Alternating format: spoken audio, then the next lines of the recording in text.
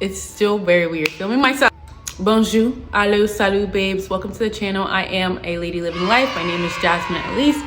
On this channel, I share with you a little bit of insight on my journey to live the life that I desire, and hopefully I share things that you could take value from. So if that sounds like something you're interested in, make sure you subscribe to the channel and like this video. Today I want to talk about 5 things I've done that have helped me with my social media addiction. I used to struggle with being heavily addicted to Instagram. Back in the day, I was addicted to Twitter. Like, I was on it a lot. And I've, of course, gone through phases of like spending hours on TikTok. And even now, every now and again, I still can find myself like drowning in the TikTok world, but it's never like more than 90 minutes, which is a long time. But honestly, I know people suffer with longer time spans, and it's very few and far between. Like, it used to be like an everyday thing. Now it could happen like maybe once a month. And if you like my makeup, I did follow Uche's makeup routine today, by the way. But the first thing that I did that really helped me with my addiction and just mindlessly going on Instagram when I'm out is acknowledging the pros and the cons of the app. So what I like about Instagram and what I don't like about Instagram. When you realize what is hurting you, that's a fourth of the battle. Now that you know better, you have to take the action to do better. So I knew I enjoyed Instagram. I like posting on Instagram. I've gotten business from Instagram and inquiries about what I do from Instagram. It's helped me, it's made me money. But at the same time, the cons are that when I see other people's life and I'm looking at it 24/7 or for 2 hours at a time, I'm wasting time from creating the own life that I want. I realize that it gives me room to compare myself to my peers or people that I went to school with, and that's not a positive thing for me. Like, it doesn't make me compare myself in a positive way.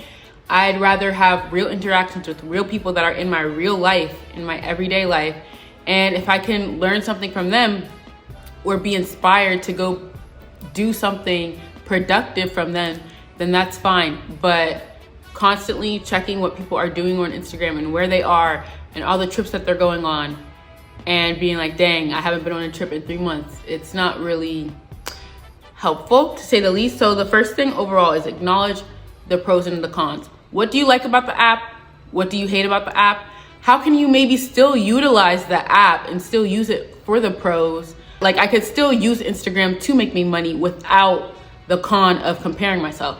And how I did that, one way I'll share, was like muting people that I just particularly just made me feel anything other than good enough.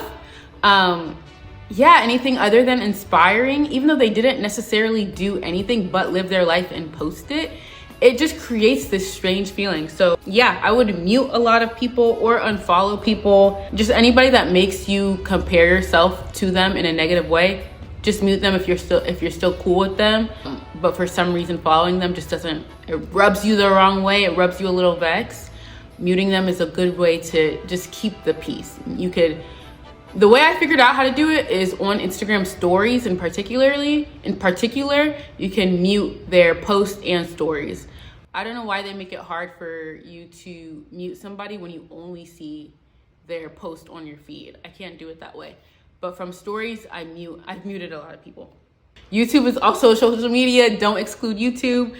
But it is to note why you want to stop. Like, why? What is my why? Why do I want to stop being addicted to this app? Is it for more mental clarity? Hey, my father called, so that was a little interruption. But know your why. And honestly, when I was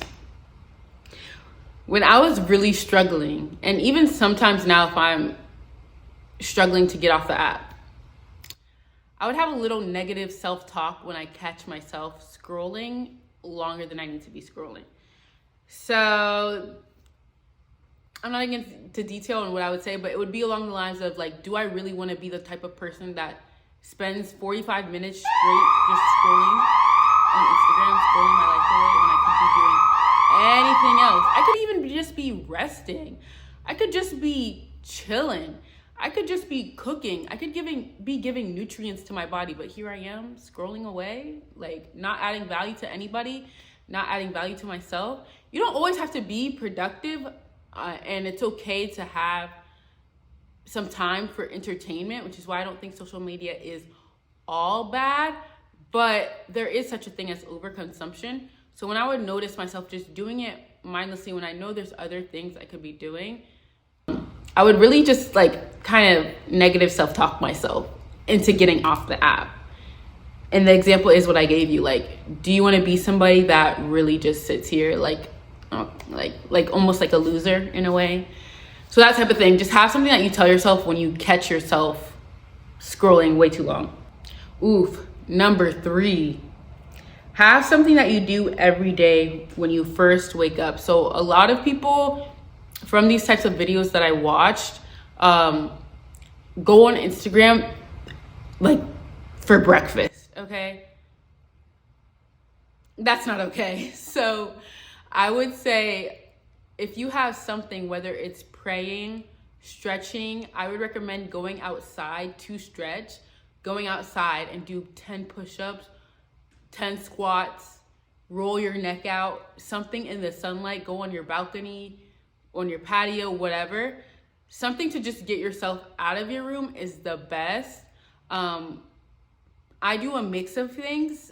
Praying is one of the first things that I do when I wake up. But even today, I didn't have somewhere to be when I got up.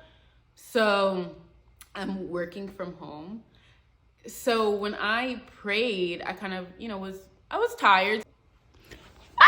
Okay, my phone's on 1%, so I gotta chop this up. But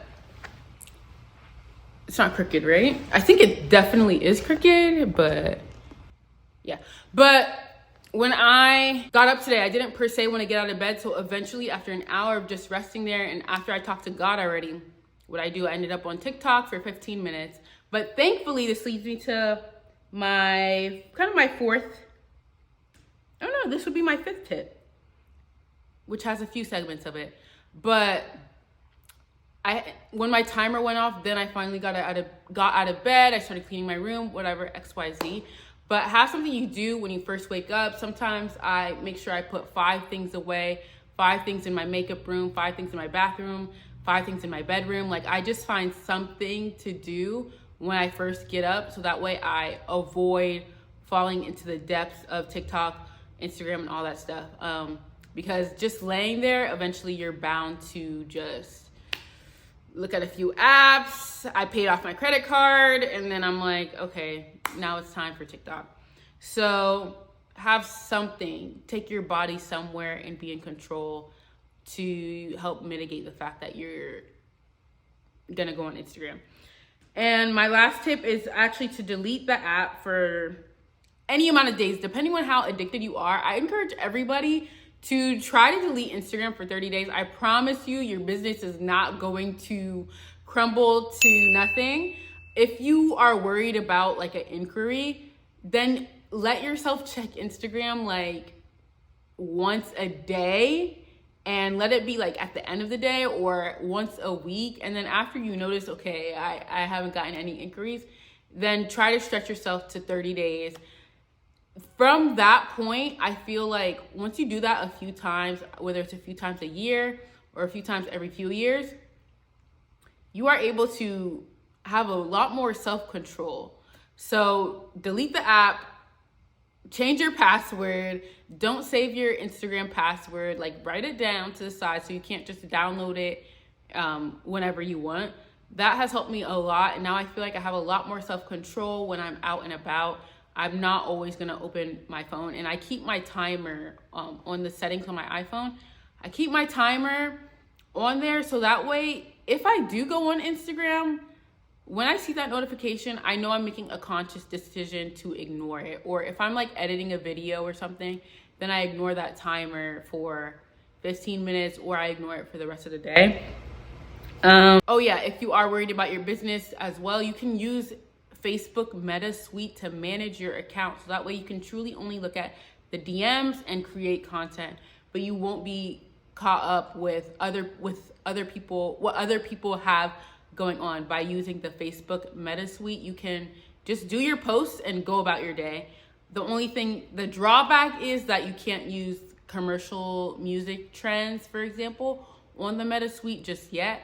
But I still do think it's a great help to help you with your addiction and keep posting, manage your messages, post on your stories, do what you need to do without seeing whatever everybody else has going on. And that will help you in your anxiety that you are feeling from being addicted to social media. I guess my last tip is during this time that you are like doing your cleanse, you can redirect people to text you or email you instead of DMing you. People choose not to read. So like I said, I do think the Meta Suite is a good thing to have to manage your DMs as well. But yeah, redirect people to your booking website or whatever the case may be. But yeah, those are my 5 tips that have really helped me manage my social media addiction. Just acknowledging why I want to get off of social media, or using it as a tool rather than letting it use and abuse me and ring me any which type of way and take my mind elsewhere. Like literally acknowledging what it's doing to me in my mental space was the first step, and then taking action to deleting it for a long period of time. And now I feel like I'm able to be back on it in a controlled way where I just check my messages. I post what I want to post without feeling like I'm oversharing. And I just feel like I'm in a much better space. And muting people that I love dearly, but I also have their phone number. So if I want to text them, I'll text them. And yeah, the last thing was have something that you do every day when you wake up to keep you off of social media. So I hope this helps. My phone's on 1%. I hope you have a blessed day. Thank you very much for watching. Like I said, subscribe.